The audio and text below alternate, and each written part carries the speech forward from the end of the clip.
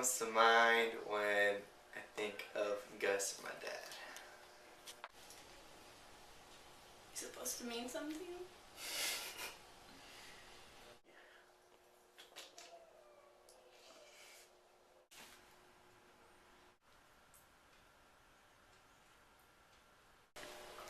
What was the question? What words come to mind when I think of Gus?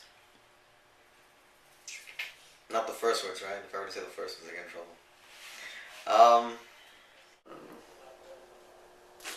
He's good. He's a good person. He's alright. He is the yes man, and he likes to say yes to pretty much anything, but it won't get done unless you talk to Joanna. Gus is a challenge. He's fun. Along with having to practice and play and get songs going and stuff like that, you have a little extra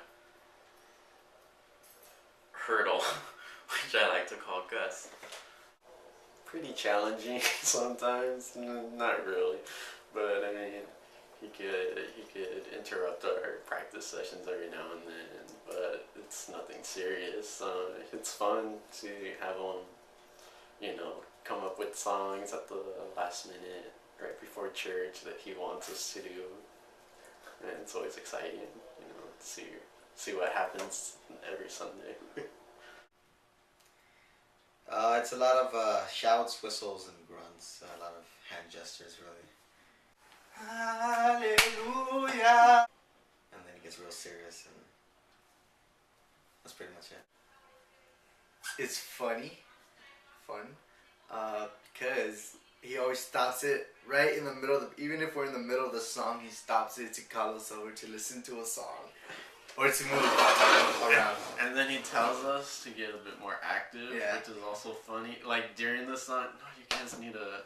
He starts dancing with us too. He's like, Belen, lift your hands. Matt, move your head. It's interesting. He always feels compelled to empower us with motivational speeches at every practice almost. Especially the vocalists. We get a lot of pressure. Start leading, start moving, dancing and lift your hands a little bit. It's just, you guys look like this. Come on, you're not dead. Pet peeves. What kind of pet peeves I have with Gus? Well, he just kind of sits in his office and plays loud music while we're trying to practice, so.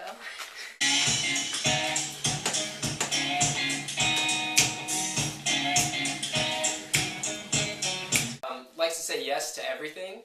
I mean, it doesn't matter if it's, accomplishable or, if everyone's got time, or if he's got time, he's willing to go out on a limb, on things, but, I do appreciate how zealous he is in those efforts. But, some things are, not getting full attention.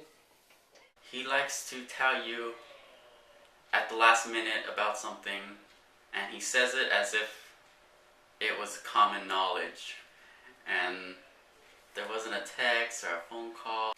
Guess I'm being enthused. He'd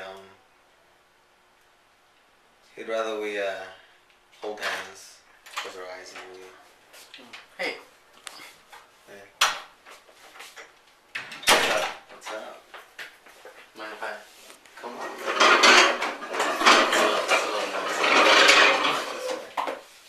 So guess I'm being enthused. That's being... No, it's not. Oh, what were we talking about? How Gus feels about us being enthused. How does he try to get us into the music, into worship?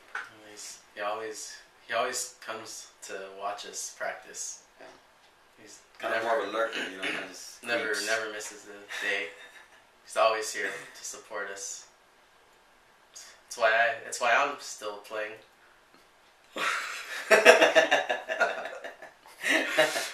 I know know he's gonna give me an assignment when he's coming up smiling. Smiling. It's really creepy. When he's preaching, he kind of like stares at me sometimes, so I get kind of like weirded out. It's a terrible joke that he says. Well, he always says you rascal. I mean, that's something that I always remember about Gus. With anything, it's you rascal. You rascals.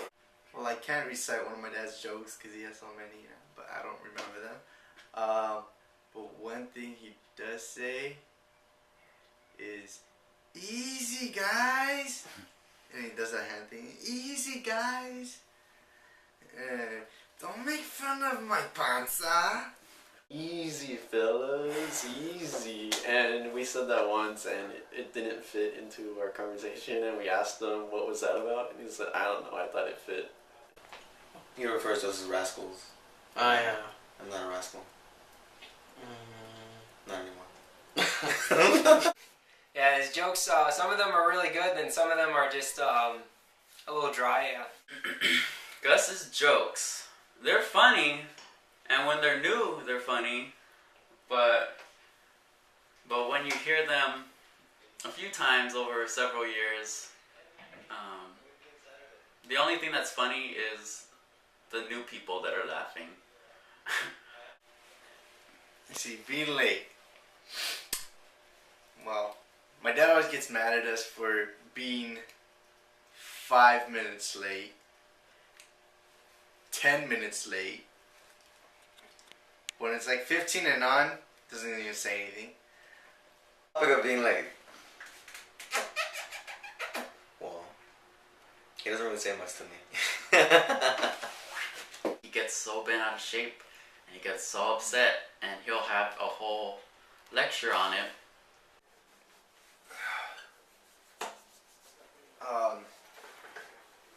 How'd you guys in? Oh man, I ate a burrito right here.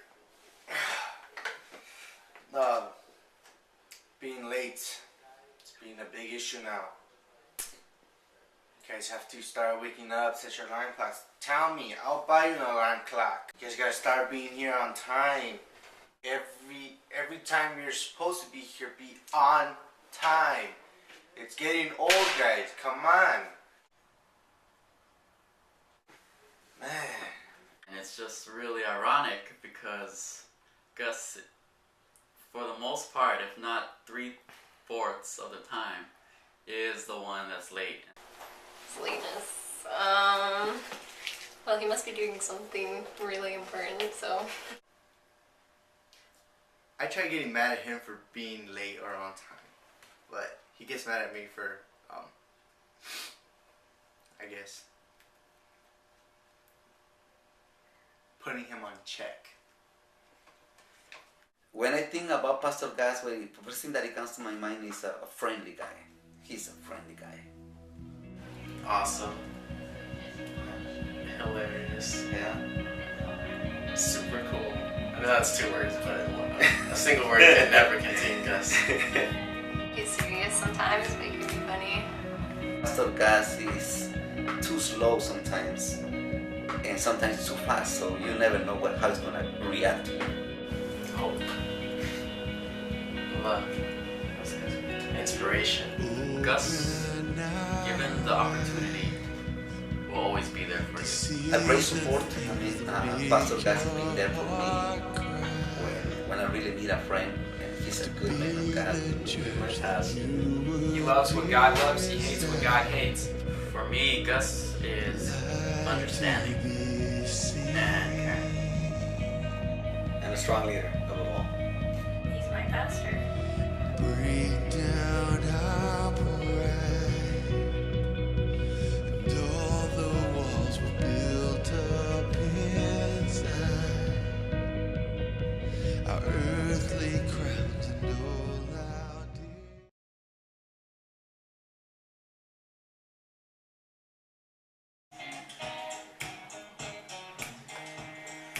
It's a good song, guys.